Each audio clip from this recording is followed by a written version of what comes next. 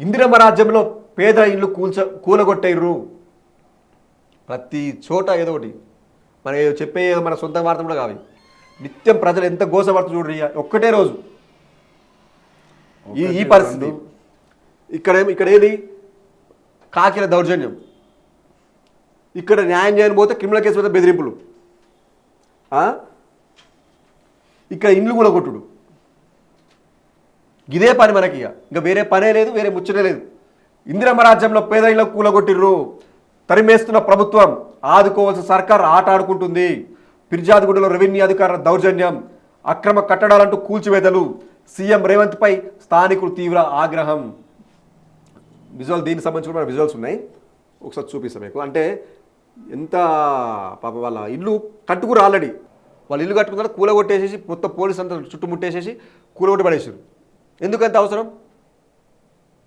ఏళ్లుగా ఉంటున్న భూముల్లో నుంచి సర్కార్ తరిమి కొడుతుంది. ఆక్రమించుకున్నారు, అక్రమం అంటూ బెంబేలెత్తిస్తుంది. కష్టాలతో కొనుక్కున్న భూములను వదులుకొని ఎక్కడికి పోవాలని స్థానికులు ప్రశ్నిస్తున్నారు. మేడ్చల్ మున్సిపల్ పరిధిలోని ఫిర్యాదుగూడ సాయిప్రియ కాలనీలో ఏళ్లుగా పలువురు నివాసం ఉంటున్నారు. అయితే ఇవి ప్రభుత్వ స్థలాలని ఇక్కడ అక్రమంగా ఉంటున్నారని చెప్పేసి వాళ్ళని తరిమేసే ప్రయత్నం చేస్తుంది. వాళ్ళు ఎల్ఐఎస్ కింద కూడా వాళ్ళు అప్లికేషన్ చేసుకున్నట్టు. గత ప్రభుత్వం మీరు చేసుకోండి, మీకు పట్టాలు ఇస్తామని చెప్పింది. ఈ మళ్ళీ అధికారికి వచ్చిన తర్వాత చేస్తామని చెప్పింది.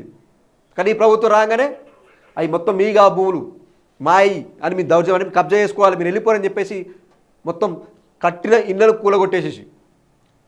కూలగొట్టేసేసి వాళ్ళని తరిమి కొట్టేసింది ఈ రెవెన్యూ శాఖ, అటు పోలీస్ శాఖ. ఇట్లాంటి దారుణమైన పరిస్థితులు ఉన్నాయి.